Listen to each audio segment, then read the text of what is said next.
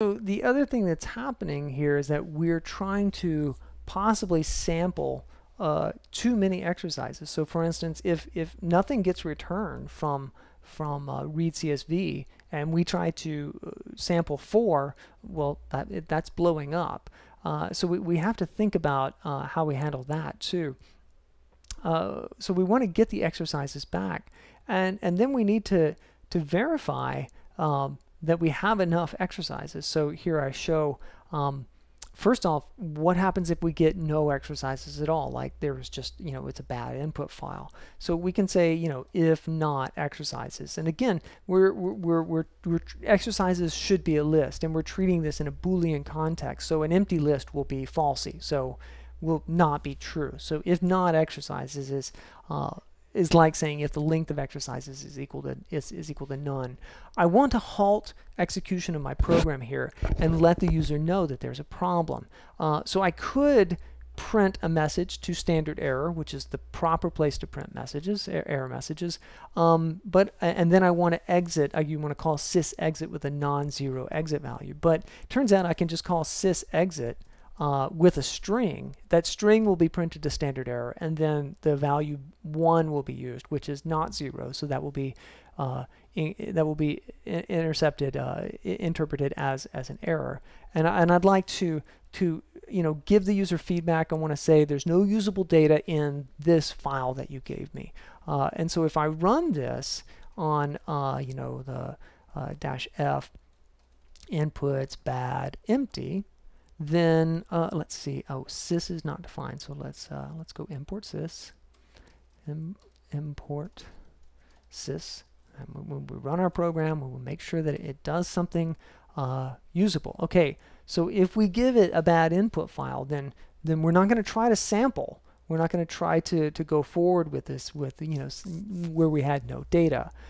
And then we want to look at the number of exercises, which we can do with by looking at the length of the exercises, and we want to make sure that we have enough.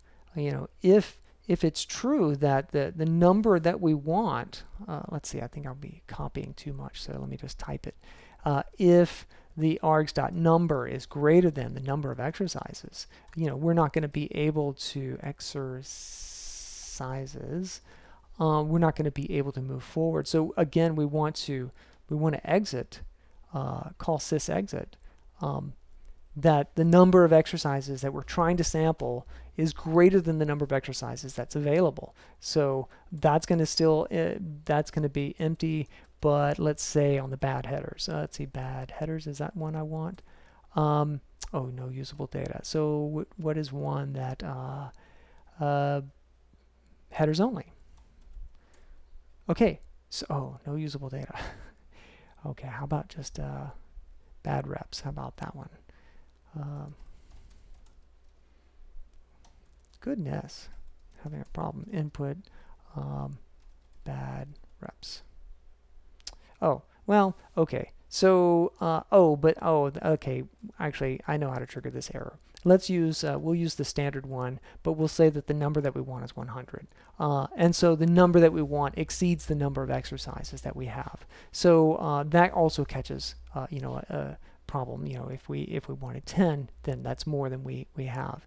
So this version of the program just throws in a little bit of additional error checking.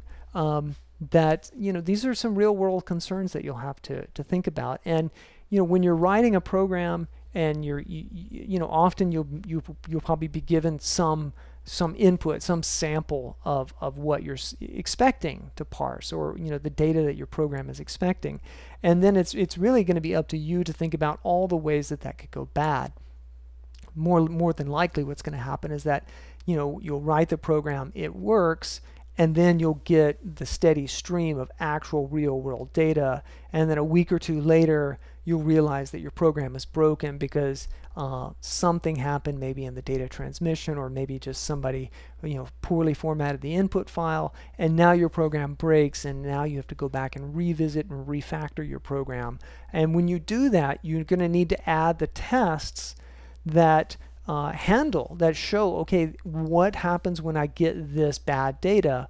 what should my program do? And then you'll have to encode that in your tests and incorporate that into your program and then move forward. And that's just, you know, the way that it really works when you're writing these kinds of programs. So, you know, we've worked a lot through this book to get to this point, which is what I would call a real world program, that where you have a lot of things to think about, a lot of moving parts. And I really think it's only by writing these tests and really breaking the program down into small pieces that you can really have confidence that you're moving forward with your program.